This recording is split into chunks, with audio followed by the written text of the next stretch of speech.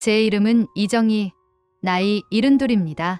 전북 정읍에서 태어나 평생을 살아왔습니다. 남들은 시골 마을 하면 한적하고 평화로운 풍경을 떠올리지만 제 인생은 그렇게 고요하지 않았습니다. 28에 남편을 먼저 보내고 저는 홀로 아들을 키워야 했습니다. 민석이라는 이름 하나를 가슴에 품고 내 청춘도 내 건강도 다 바쳐가며 살았지요. 당시엔 하루하루가 전쟁이었습니다. 낮에는 농사일로 손에 물집이 터지고 밤에는 학교 숙제 도와준다고 눈이 침침한데도 등잔불을 꺼뜨릴 수가 없었습니다. 돈이 없으니 옷도 학용품도 제대로 사주지 못했습니다. 그래도 아이가 울면 괜찮아, 다음에 사줄게 하며 등을 두드렸습니다. 그때 제 눈물은 이불 속에서만 흘릴 수 있었죠. 아들이 장성해 대학에 가고 직장까지 얻었을 땐 그제야 제 삶의 봄이 오는 줄 알았습니다. 이제는 나도 조금은 편해질 수 있겠구나. 그렇게 생각했습니다. 하지만 세상은 제 뜻대로 흘러주지 않더군요. 민석이가 서연이라는 아가씨와 결혼을 하고 예쁜 손녀 지훈이가 태어났습니다. 그때 저는 다시 마음을 다잡았습니다. 그래, 이젠 또 손녀를 위해 살아야지. 아이 키우는 게 얼마나 힘든지 알기에 저는 기꺼이 아들집이 있는 파주로 올라갔습니다. 처음엔 새 집에 적응하는 게 쉽지 않았습니다. 시골 살림만 해온 제가 아파트 생활이 익숙할 리 없었으니까요. 엘리베이터 타는 것도 어색했고 분리수거는 뭘 어디에 버려야 할지 헷갈렸습니다. 아침에 제일 먼저 일어나 밥을 하고 국을 끓이고 반찬을 차렸습니다. 민석이는 출근 준비로 정신없고 서연이는 지훈이 어린이집 갈 준비로 분주했으니까요. 아침 식탁 위에 따뜻한 국과 김치, 계란말이 하나 올려놓고 나면 그제야 마음이 놓였습니다. 그 뒤로는 빨래를 하고 청소기를 돌리고 쓰레기를 내다 버렸습니다. 저녁 무렵에는 손녀 지훈이를 데리고 놀이터에 가야 했습니다. 아이들 노는 소리에 귀가 울릴 만큼 시끄러워도 그 속에서 뛰어노는 지훈이를 보면 피곤이 사라졌습니다. 지훈이가 제 무릎에 앉아 할머니 사랑해라고 속삭여줄 때면 모든 수고가 보상받는 것 같았습니다. 그 말 한마디에 저는 다시 내일을 살 힘을 얻었지요.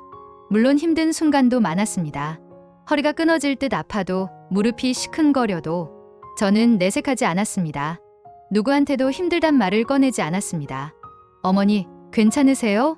라고 물으면 저는 늘 웃으며 괜찮다, 괜찮다 대답했습니다. 사실 괜찮지 않았습니다.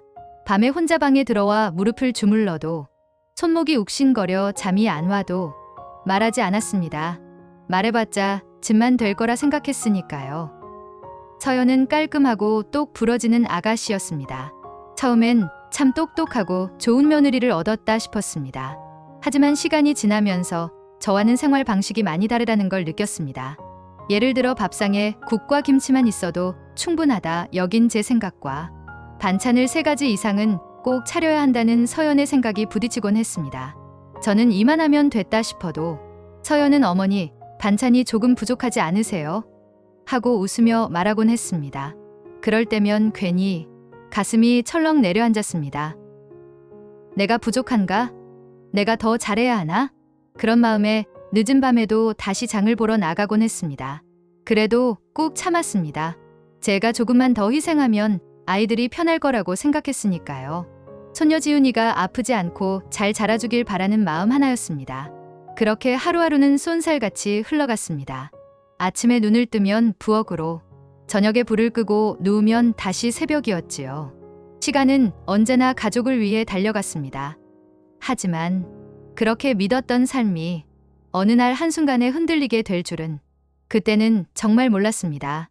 그날은 별다를 것 없는 평범한 오후였습니다.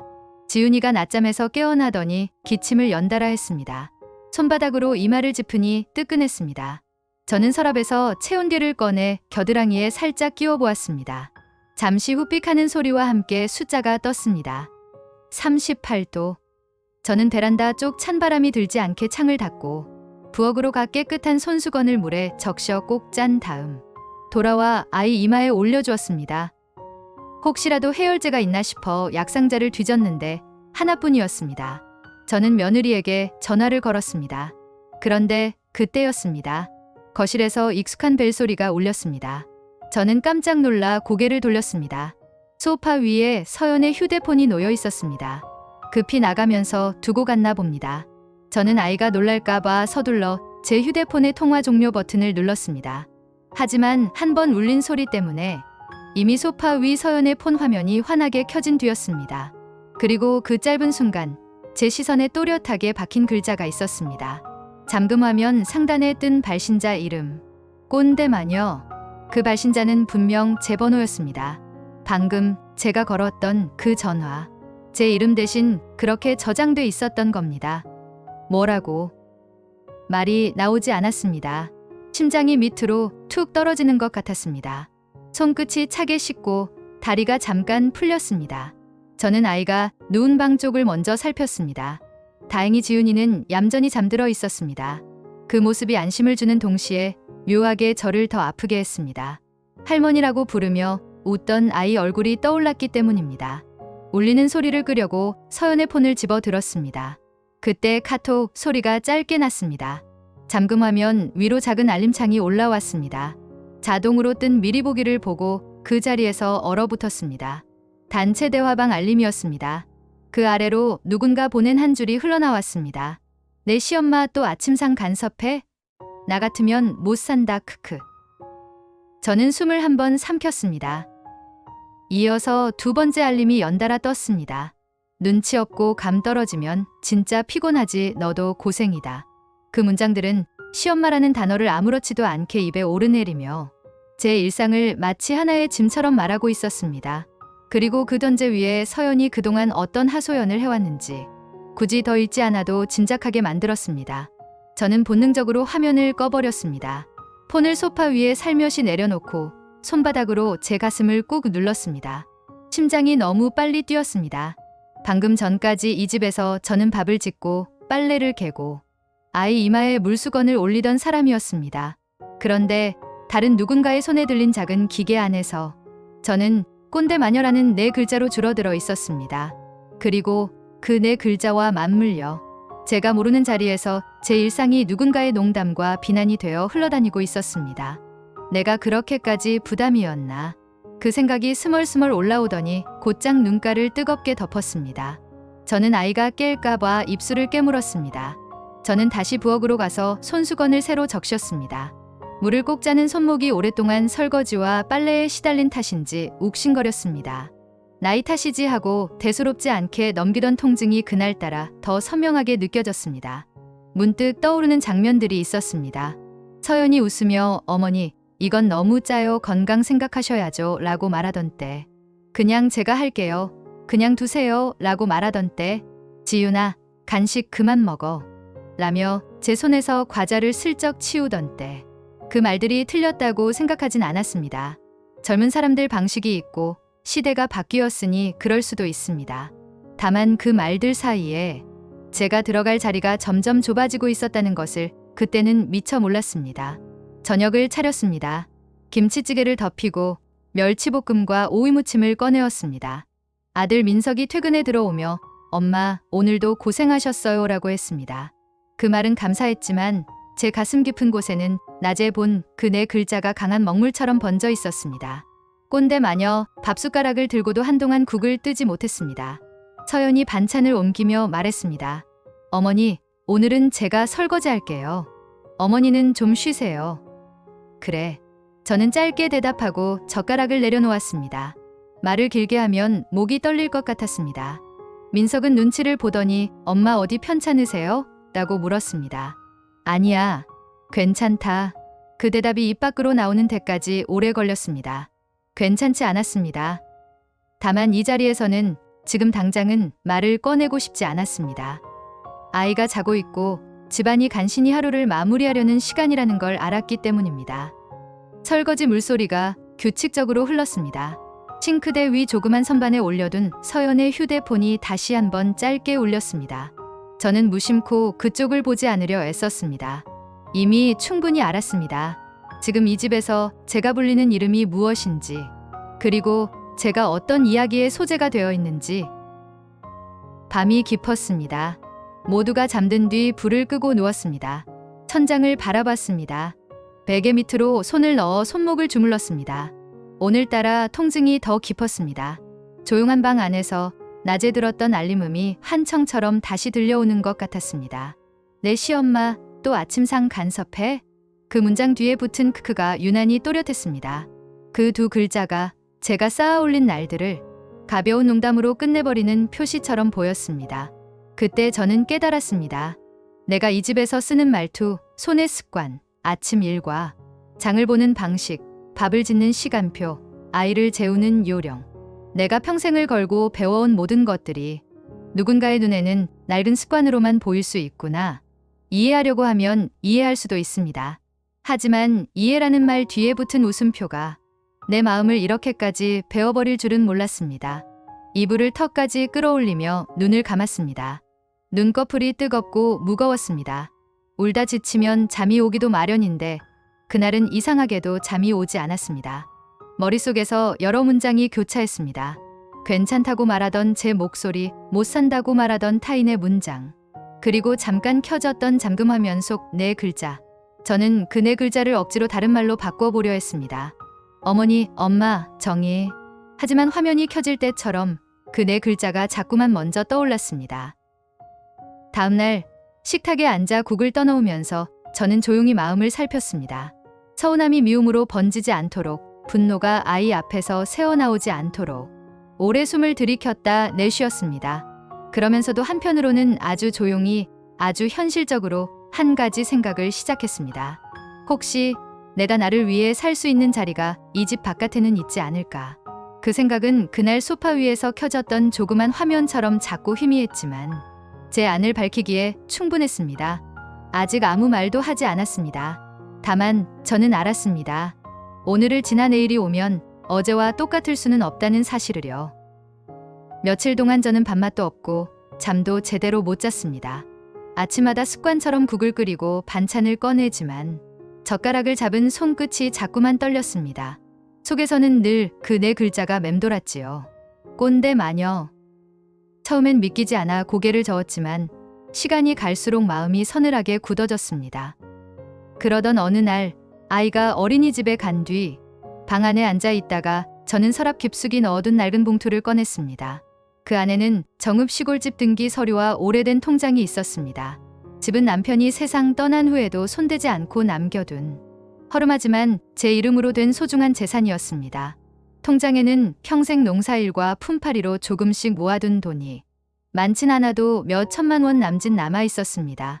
그 서류를 손에 쥐는 순간 가슴이 덜컥 내려앉았습니다. 이걸 처분하면 나도 새 출발을 할 수 있을까? 동시에 두려움도 밀려왔습니다. 내 나이에 어디 가서 뭘 할 수 있겠나? 혼자 사는 게 과연 가능할까? 하지만 곧 제 안에서 단단한 목소리가 들려왔습니다. 평생 남을 위해 살았잖아. 이제는 내 인생을 좀 살아도 되잖아. 저는 천천히 자리에서 일어나 작은 다방에 통장과 신분증을 챙겼습니다. 마치 누가 볼까 싶어 가방을 품 안에 꼭 끌어안은 채 집을 나섰습니다. 파주 시내 은행에 도착했을 때 제 손바닥엔 땀이 흥건했습니다. 창구에 앉은 젊은 직원이 상냥하게 웃으며 물었습니다. 어머니, 어떤 업무 도와드릴까요? 새로 계좌를 만들고 싶어요. 제 목소리는 작았지만 분명했습니다. 펜을 잡은 손이 떨려 글씨가 엉성하게 써졌지만 서류에 제 이름을 적는 순간 묘한 감정이 올라왔습니다. 이제 시작이구나. 며칠 뒤에는 정읍으로 내려갔습니다. 오랜만에 마을 입구에 들어서니 고향 냄새가 났습니다. 부동산 사무실 문을 열자 사장님이 반갑게 웃으며 맞이했습니다. 아이고, 아주머니, 오래간만이시네요. 웬일이세요? 저는 한참 뜸을 들이다가 조용히 말했습니다.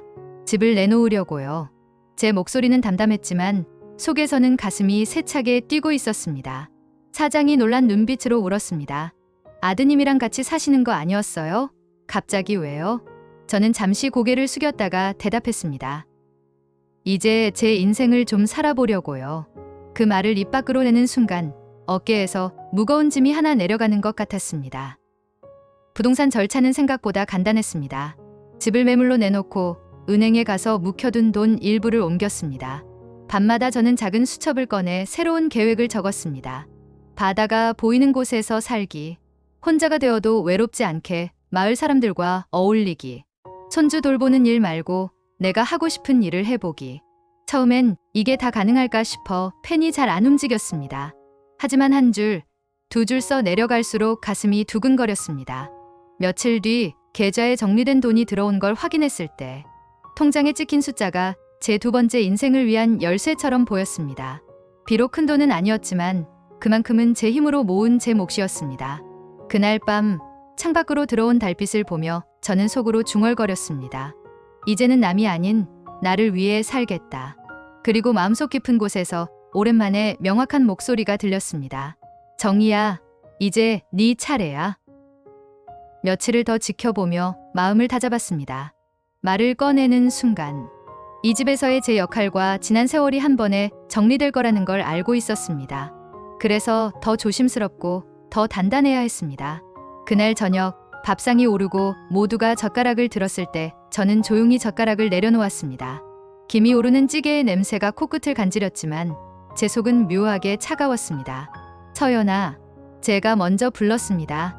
며느리가 놀란 듯 고개를 들었습니다. 내 폰에서 내가 어떻게 저장돼 있는지 봤어. 서연의 얼굴빛이 순식간에 하얘졌습니다. 어머니, 그건 진짜 장난이었어요. 다시 바꾸려고 했는데. 저는 담담하게 말을 이었습니다. 장난치고는 제 가슴에 너무 깊이 박히더구나. 아들 민석이 눈치를 보며 거들었습니다. 엄마, 서연이가 잘못했어. 근데 요즘 그런 장난 많이 해. 너무 마음에 담아두지 마요. 그 말이 더 아팠습니다. 저는 고개를 끄덕이긴 했지만 눈을 들어 두 사람을 차례로 바라보았습니다. 그리고 준비했던 말을 꺼냈습니다. 나 정읍집 정리했다. 계약금 들어왔고 잔금 날짜도 잡았다. 그리고 이 집에서는 곧 나갈 거다. 식탁 위 공기가 얼어붙었습니다. 민석은 젓가락을 떨어뜨렸고 서연은 입술을 꾹 깨물었습니다. 엄마, 갑자기 왜요? 어디 가시려고요? 해남 쪽으로 갈 생각이다. 방 하나 월세로 얻어 살겠다. 바다 보이는 데면 좋고. 서연이 급히 말을 이었습니다. 어머니, 정말 죄송해요. 다시는 그런 일 없게. 저는 손을 천천히 들어 올리며 말을 멈췄습니다. 서연아, 네가 사과한 건 고맙다. 그런데 이건 너만의 문제가 아니란다. 내가 평생 남을 위해 산 시간이 너무 길었어. 이제는 남은 날만큼은 나를 위해 살고 싶구나. 민석이 애타게 묻습니다. 그럼 지훈이는요? 할머니 없으면. 지훈이는 네 딸이다. 네가 책임져야지. 그날 밤 방으로 들어와 작은 캐리어를 꺼냈습니다. 옷 몇 벌, 오래 쓴 수건 한 장, 수첩과 볼펜, 그리고 사진 몇 장. 가장 마지막에 손녀 지훈이가 제 볼을 잡고 웃는 사진을 고이 끼워 넣었습니다. 다음날 해남에서 월세 계약 시 필요한 서류는 무엇인지, 노인 일자리나 봉사활동 안내는 어디서 받는지 차근차근 적어두었습니다. 점심 무렵 중개사무소 두 곳에 전화를 돌렸습니다. 땅끝마을 인근 월세 방 하나 구합니다. 보증금은 소액, 관리비 포함이면 더 좋고요. 휴대폰 너머로 들려오는 중개인의 차분한 설명을 들으며 저는 수첩의 다음 장을 넘겼습니다. 짐을 싸는 동안 서연이 방문을 두드렸습니다. 어머니, 점심 드시고 하세요. 김치전 부쳤어요. 문을 열자 부침개 냄새가 고소하게 번졌습니다. 저는 미소를 지었지만 고개를 저었습니다. 고맙다. 난 조금 있다가 먹겠다. 서연은 문턱에 서서 망설이다가 작은 봉투를 내밀었습니다. 도시락 용기와 캔커피 2개. 가시는 길에 드세요. 제가 너무 죄송했어요. 저는 봉투를 받아들고 잠깐 고개를 숙였습니다. 고맙다. 그 한마디에 너무 많은 말이 묻어나가지 않도록 저는 의도적으로 더 말을 줄였습니다. 출발하는 날 아침 민석이 택시를 잡아 주었습니다. 손에는 지훈이를 안고 있었지요. 할머니, 어디 가요? 아이의 맑은 눈을 보니 가슴이 저며왔습니다. 저는 아이의 볼을 살짝 쓰다듬었습니다. 할머니, 바다 보러 가. 거기서 사진도 찍고 책도 읽고 친구도 만들 거야. 그럼 지훈이도 가요? 지훈이는 아빠랑 같이 있어야지. 할머니가 가끔 전화할게. 아이의 손이 제 손을 꼭 잡았습니다. 손바닥에 따뜻함을 마음속 깊이 새겨넣고 저는 천천히 손을 뺐습니다. KTX를 타고 다시 버스를 갈아타 해남에 도착했을 때 바람이 먼저 인사를 건넸습니다. 방은 생각보다 작았습니다.